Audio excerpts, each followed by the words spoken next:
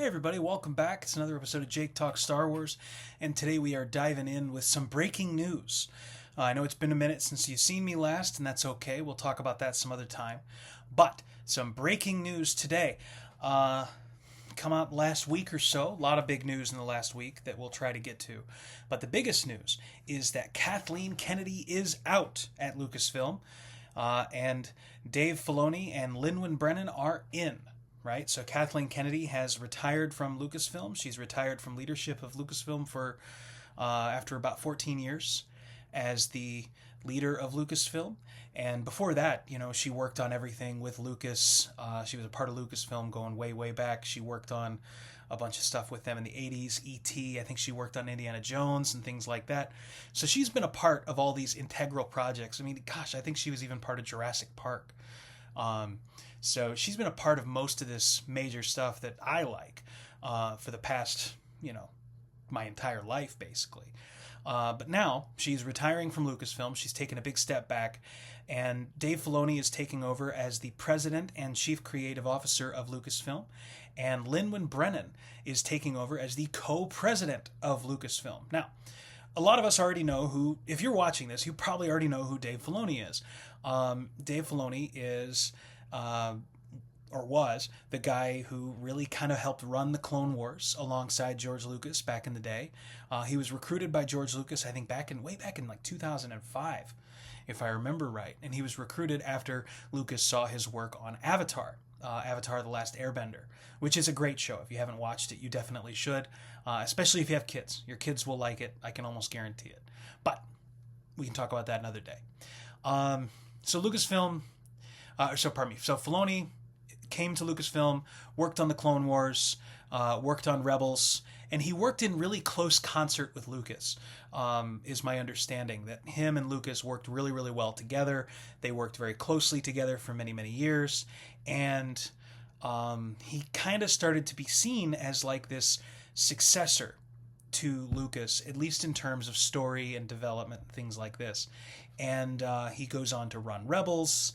He goes on to be a major part of the Rebels series, and then he goes on to start working on Mandalorian, right, with Jon Favreau, and getting a feel for the live action situation of things. They worked to kind of integrate some Rebels stuff into Rogue One and vice versa, so I think he was a part of that as well, and he's just been an integral part of Star Wars really since 2005, but especially the last 14 years or so since Kathleen Kennedy took over. He's been, I think, an integral part of Star Wars and has had a hand in most of the projects that we all really enjoy, especially the ones that weren't necessarily in theaters. Lynwen Brennan, I actually had to look her up. I wasn't sure who she was, and I'm not surprised. She's more of a behind-the-scenes person, and much to my disappointment, I don't focus on behind the scenes people as much, and I should, but I don't. So Lynwen Brennan has actually been with Lucasfilm and ILM since like 1999, so she's actually been around longer than Filoni has, but she's been working behind the scenes. She worked with ILM. She kind of came up through the ranks in ILM, and then was working for Lucasfilm as like a general manager, and on the business end of things. She's been awarded several times in her life.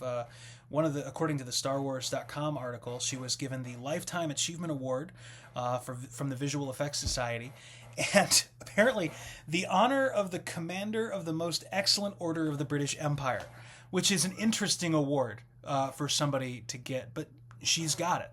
So my understanding is that Filoni is going to be running the creative side of things, and Lynwen Brennan is going to help run kind of the business side of things. And I think that's smart, because no one person knows it all, right? No one person is going to know everything, is going to be able to do everything. So kind of splitting those responsibilities and letting people focus on what their strengths are, I think is going to be really, really good. Now, what does Filoni being in charge of Lucasfilm mean? I think it's generally a good thing. I think I think he cares very deeply about Star Wars. I think he cares very deeply about these stories and about Star Wars and about these characters. whether he's created the characters or whether other people have created the characters. I think he cares very deeply about them.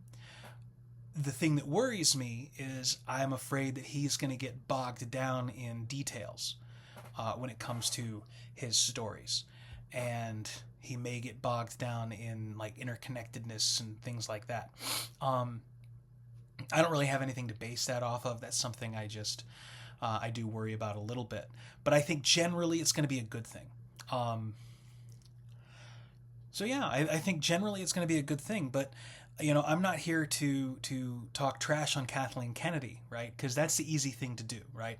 If I were to sit here and make a video to talk trash about Kathleen Kennedy for the next 10 minutes, I'd probably get a lot more likes and a lot more views. But the fact is, she has been a part of Star Wars for the last 14 years and has had a hand in a huge expansion of Star Wars and of what Star Wars is. I mean, she took over in 2012.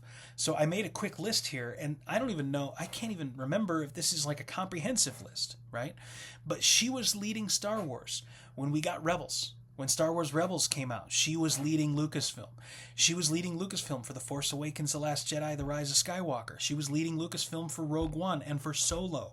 She was leading Lucasfilm for Mandalorian, Boba Fett, Ahsoka, Skeleton Crew, Acolyte, and Andor. And to hear Tony Gilroy tell it, she is the one who went to bat to get Andor made and get Andor made properly. So, and that's not even counting all the other animated stuff. Bad Batch, Season 7 of the Clone Wars, Visions, all the Tales of series, right? So she has had an integral part and a hand in creating all of this content the last 14 years. I mean, we have seen the release of, let's see, 5 Star Wars movies under her purview, right? And then we've seen the release of Mandalorian, so 3 seasons of The Mandalorian, season of Boba Fett, Ahsoka, Skeleton Crew, Acolyte, and 2 seasons of Andor. There has been more live-action Star Wars made under her purview than under George's, right? And she did it in a and again, she did it with the backing of Disney and everything else, so it's different. It's apples and oranges, but the point is, she took a lot of swings, right? And when you swing more, you're going to miss more. Right? So I understand that Solo is not everybody's cup of tea. Or I understand that Acolyte is not everybody's cup of tea. I understand that not everybody liked Boba Fett. And not everybody's going to like everything. Right? I'm old enough to remember when people hated the prequels. And some people still do hate the prequels. Some people, had problems with the prequels or with the Clone Wars when it originally came out. And that was all under George. It was all under George Lucas. So I don't want to sit here and talk trash about Kathleen Kennedy because she was such an important part of Star Wars, and such an important part of Star Wars, especially the last 10 years. Well, last 14 years, right? So I really don't want to talk trash about her because I don't think she really did anything egregious or unforgivable. She took risks. She took creative risks. She took creative risks and financial risks and everything else. Solo was a creative risk because you're replacing Harrison Ford. You are recasting a legacy character with a younger actor who is great, right? The actor who played Solo is fantastic. The actor who played Lando Calrissian in Solo is fantastic. So it was a good movie. I think the biggest failure Solo had was its release date. It was released, like a month after Infinity War, less than a month after Infinity War, less than 7 months after The Last Jedi. So it was too close. It was too close to The Last Jedi. It was too close to Infinity War.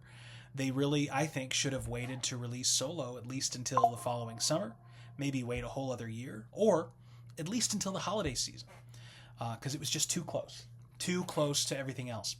At least that's the way I see it. And as far as Acolyte goes, that's the other project of hers that I see people really hate on. And other than Rise of Skywalker and Last Jedi, right? Rise of Skywalker, Last Jedi, everybody hates on those too. Acolyte, people really hate on. Again, Acolyte was a risk. It was a new story in a new era with new characters. It was not going to be for everybody. And it was good. I think it was good. I don't think it was bad by any stretch of the imagination. I don't think it was incredible. It wasn't earth-shattering, it wasn't life-changing for me, but it was a good, solid show. I wanted to know what happened next, and I was left at the end wanting to know more, right? So for me, that's the mark of a good story. I want to know more. I want to know why these things happened. I want to know more about what comes next. So Acolyte, again, was a risk. Last Jedi was a huge risk, a huge swing, because it's something nobody expected. And she was willing to take that risk, and she and Rian Johnson took that risk together, and it's polarizing, right? I've met people who love Last Jedi, who think it's the best Star Wars movie ever made. I've met other people who can't stand it, who hate it, who curse its name. Rise of Skywalker is kind of messy, right? I like a lot of parts of Rise of Skywalker, but I'll admit it is a little bit messy. But I think that had more to do with a corporate situation than it did with Kathleen Kennedy. But that's just my own personal opinion.